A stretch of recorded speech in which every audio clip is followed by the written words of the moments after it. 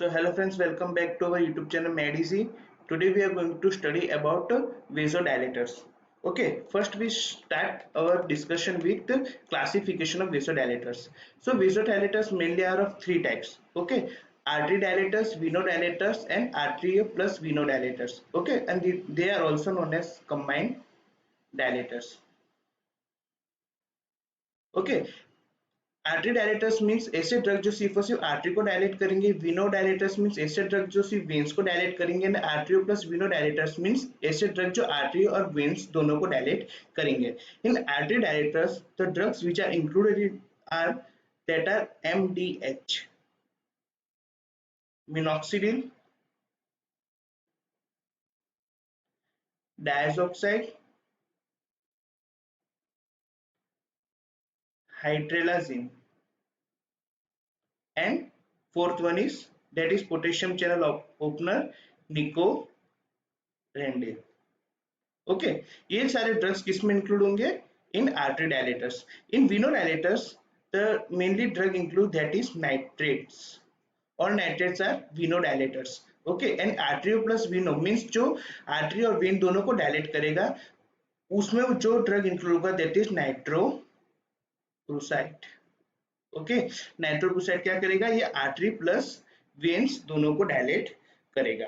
ठीक है, तो ये था हमारा main classification regarding vasodilators.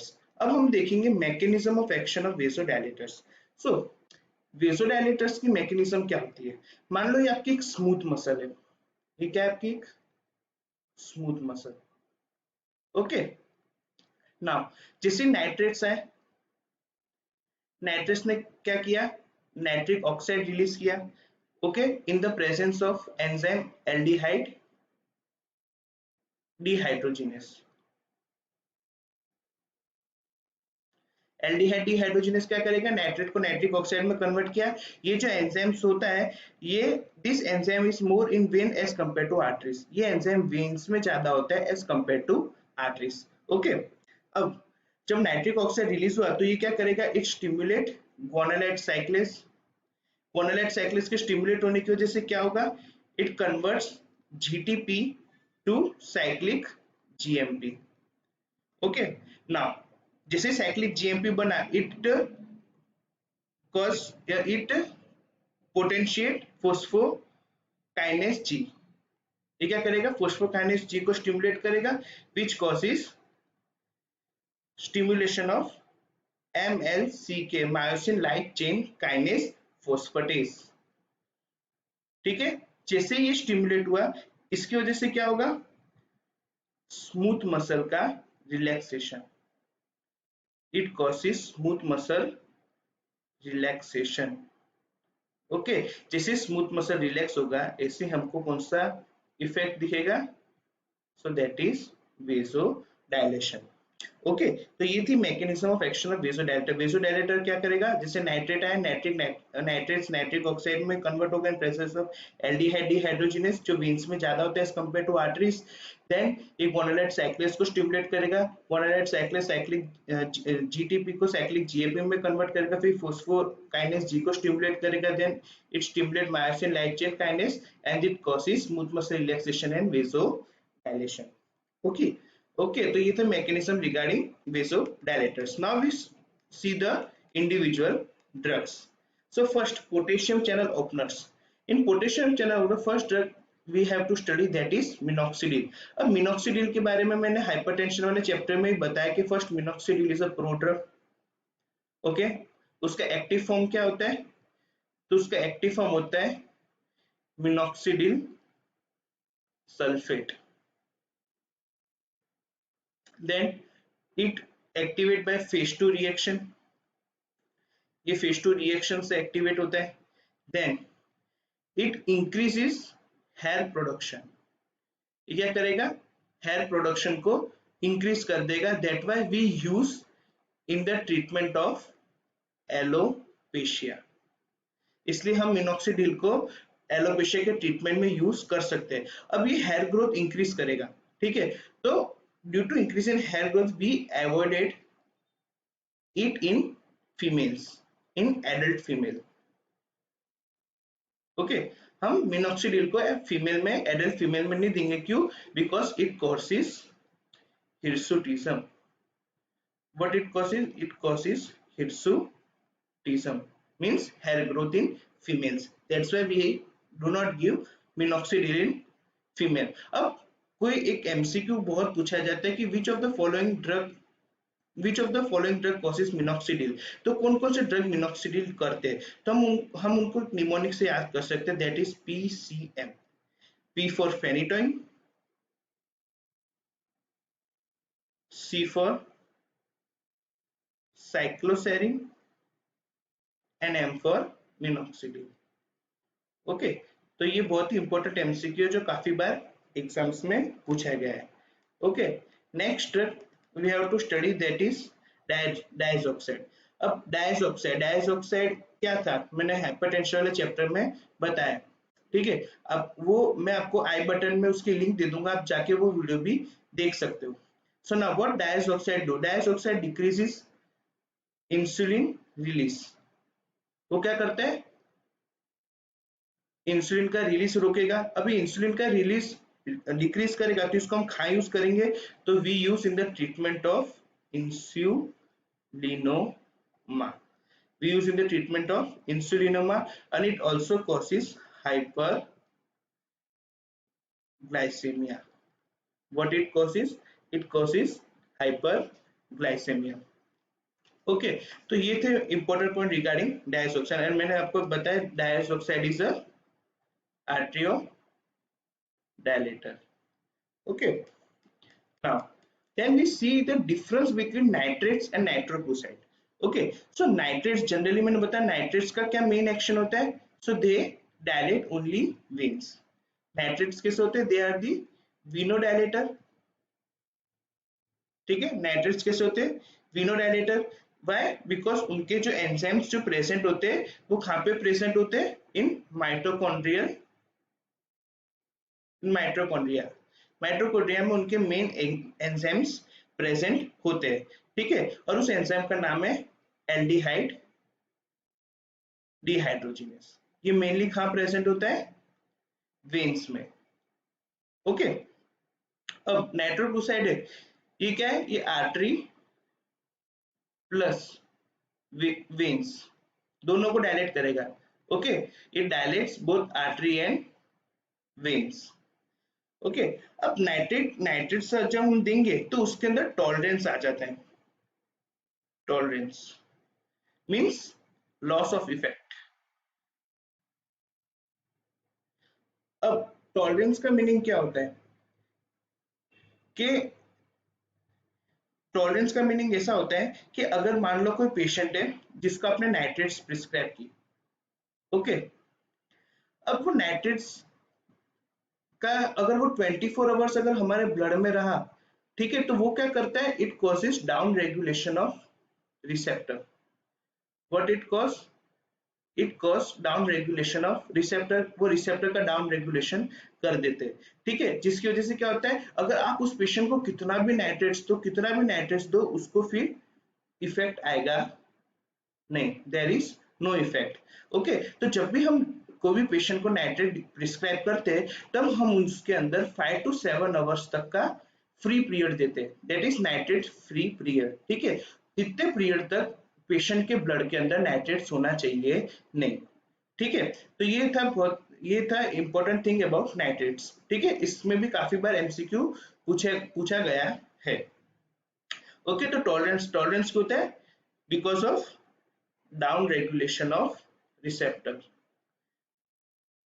That's why जो नाइट्रेट्स जो लॉन्ग एक्टिंग होते हैं like pentaerythritol nitrate, okay, that are more prone to tolerance. Okay, then in नाइट्रोक्लोसाइड में कोई भी टाइप का टॉलरेंस होता नहीं है। ठीक है, no tolerance is seen in नाइट्रोक्लोसाइड। अब हम देखेंगे साइड इफेक्ट ऑफ वेसोडायलेटर्स। अब वेसोडायलेटर के साइड इफेक्ट क्या क्या होंगे? सो अब कोई भी पेशेंट का वेसोडायलेटर दोगे तो उसके अंदर क्या क्या साइड इफेक्ट होंगे? First, it causes flushing. Okay, due to dilation of veins. It also cause sometimes reflex tachycardia.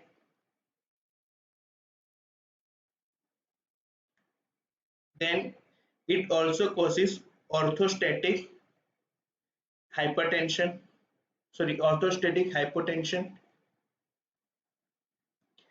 It sometimes also causes edema.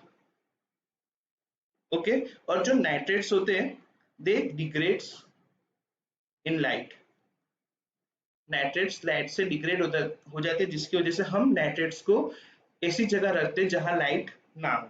ठीक है, तो ये थे थोड़े बहुत side effect regarding nitrates. Now then we see the cyanide toxicity, okay, which is also important part. Now cyanide toxicity पहले होती कैसे, ये अपना सेल है, इस सेल के अंदर माइटोकॉन्ड्रिया है। अब इन इलेक्ट्रो ट्रांसपोर्ट चेन, बायोकेमिस्ट्री में पढ़ा होगा, इलेक्ट्रो ट्रांसपोर्ट चेन में क्या होता है, ऑक्सीजन का एटीपी में कन्वर्जन होता है। ऑक्सीजन किस में कन्वर्ट होता है, एटीपी में। ठीक है, उसका कन्वर्शन कौन करता है, तो साइटोक्रोम सी उसका क्या करेगा, कन्वर्शन मींस वो ऑक्सीजन का किस में कन्वर्ट करेगा, एनर्जी में कन्वर्ट करेगा। But due to cyanide, cyanide क्या करेगा, cyanide inhibit the cytochrome C, cyanide cytochrome C को इनहिबिट कर देगा, जिसकी वजह से ऑक्सीजन का एटीपी में कन्वर्शन नहीं हो पाएगा और ऑक्सीजन का लेवल इंक्रीज हो जाएगा। ठीक है, that's why we also call that it inhibits cytochrome C and it causes histotoxic hypoxia. What it causes, it also causes histotoxic hypoxia. Okay, क्योंकि ऑक्सीजन का यूटिलाइजेशन ही नहीं हो पा रहा है because of cyanide. So now we see the treatment of cyanide toxicity. So the drug of choice for cyanide toxicity is hydroxycobalamin. Okay, which is also, cobalamin is vitamin B12. It converts cyanide to cyanocobalamin. What it do, it converts cyanide to cyanocobalamin.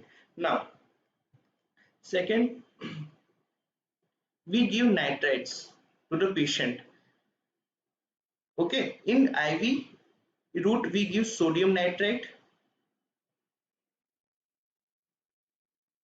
and from inhalational route we give amyl nitrate.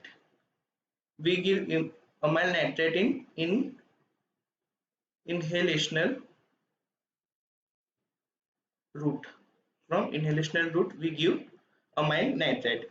So what happened, hemoglobin, the sodium nitrite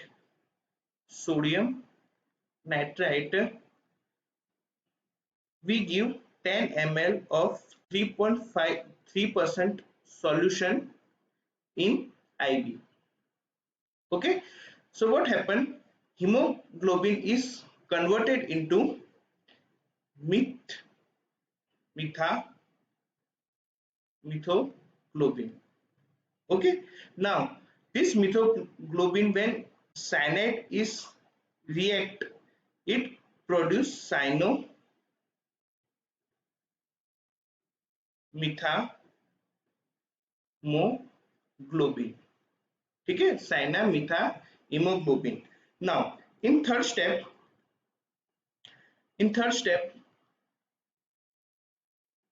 we give sodium thiosulphate.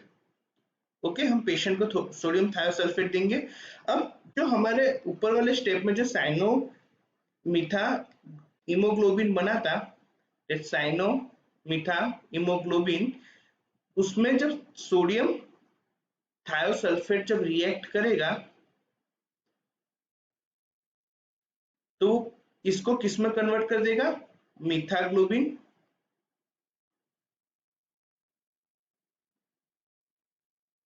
plus sodium thiocyanate.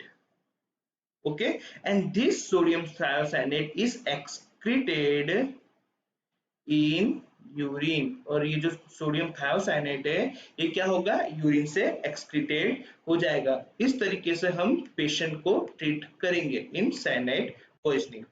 Okay, now we see the some drug interaction regarding vasodilators. अब nitrates है, nitrates का काम क्या होता है, what the nitrates do, nitrate vasodilation करेगा obviously. अब हम उसको कोई भी पीडीई फोस्फोडाइएस्टरेज इनहिबिटर्स के साथ हम उसको देंगे, ठीक है। तो फोस्फोडाइएस्टरेज इनहिबिटर के साथ हमने उसको दिया तो क्या करेगा, it increases cyclic GMP. Okay, अगर वो साइक्लिक जीएमपी ज्यादा इंक्रीज कर देगा तो it causes massive वेसो dilation. What it cause, it cause massive वेसो dilation, और उस मैसिव वेसो डायलेशन की वजह से क्या होगा, सीवियर हाइपोटेंशन, एंड जिसकी वजह से सडन डेथ होने के भी चांसेस है। That's why we can not give nitrates with PDE inhibitors like PDE 5 inhibitors like sildenafil. Okay, सिल्डेनाफिल के साथ हम नहीं देंगे, ठीक है, like PD3 inhibitors like amrinone, milrinone, ठीक है, ये सब के साथ हम कभी भी नाइट्रेट्स नहीं देंगे। Why, because it causes severe increase in cyclic GMP which causes massive vasodilatation. अब हम इसकी मैकेनिज्म एक बार वापस देखते हैं, ठीक है, तो आपको ज्यादा समझ आएगा।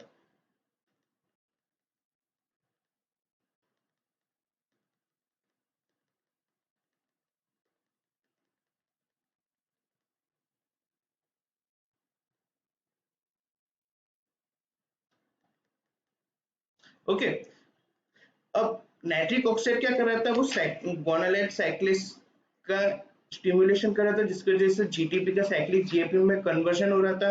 अब क्या होता है इसमें, ये जो साइक्लिक जीएमपी है ये फोस्फोकाइनेस जी बनाएगा, ठीक है। अब क्या होता है, जैसे साइक्लिक जीएमपी ने उसका काम कर दिया तो वो क्या होगा, डिग्रेड हो जाएगा, ठीक है। अब वो क्या होगा, इसमें एक एंजाइम होता है दैट इज फोस्फो डाइएस्टरेज। ये फोस्फोडाइएस्टरेज क्या करेगा, ये साइक्लिक जीएमपी का क्या करेगा, डिग्रेडेशन, ठीक है। फोस्फोडाइएस्टरेज क्या करेगा, साइक्लिक जीएमपी का डिग्रेडेशन, क्योंकि अगर साइक्लिक जीएमपी हमेशा ही स्टिमुलेट रहा तो उसकी वजह से हमेशा ही वेसोडाइलेशन रहेगा और हमेशा ही पेशेंट को चक्कर वक्कर सब आते रहेंगे, ठीक है। तो हम कभी ऐसा चाहेंगे नहीं, ठीक है, जिसकी वजह से हमारी खुद की ब्लड वेसल्स में और हमारी बॉडी के अंदर ही फोस्फोडाइएस्टरेज एंजाइम होता है, वो साइक्लिक जीएमपी का क्या करेगा, डिग्रेडेशन। अब मान लो आपने कोई ऐसा ड्रग दिया जो इसको ही इनिबिट कर देता हो, फोस्फोडाइएस्टरेज एंजाइम को इनिबिट कर देता हो। अगर फोस्फोडाइएस्टरेज एंजाइम ही इनिबिट हो गया तो क्या होगा, साइक्लिक जीएमपी का लेवल इंक्रीज हो जाएगा, ज्यादा इंक्रीज हो जाएगा। अगर साइक्लिक जीएमपी का ज्यादा लेवल इंक्रीज हो जाएगा जिसकी वजह से इसकी एक्टिविटी भी इंक्रीज हो जाएगी, myosin light chain kinase phosphatase भी इंक्रीज हो जाएगा, जिसकी वजह से वेसोडाइलेशन भी मैसिव इंक्रीज हो जाएगा, एंड जिसकी वजह से पेशेंट को सडन डेथ होने के चांसेस होते हैं। That's why we can not give nitrates with phosphodiesterase inhibitors. Okay, so अगर आपको मेरा वीडियो अच्छा लगा तो प्लीज मेरे चैनल को लाइक कीजिए, शेयर कीजिए और सब्सक्राइब कीजिए। Thank you.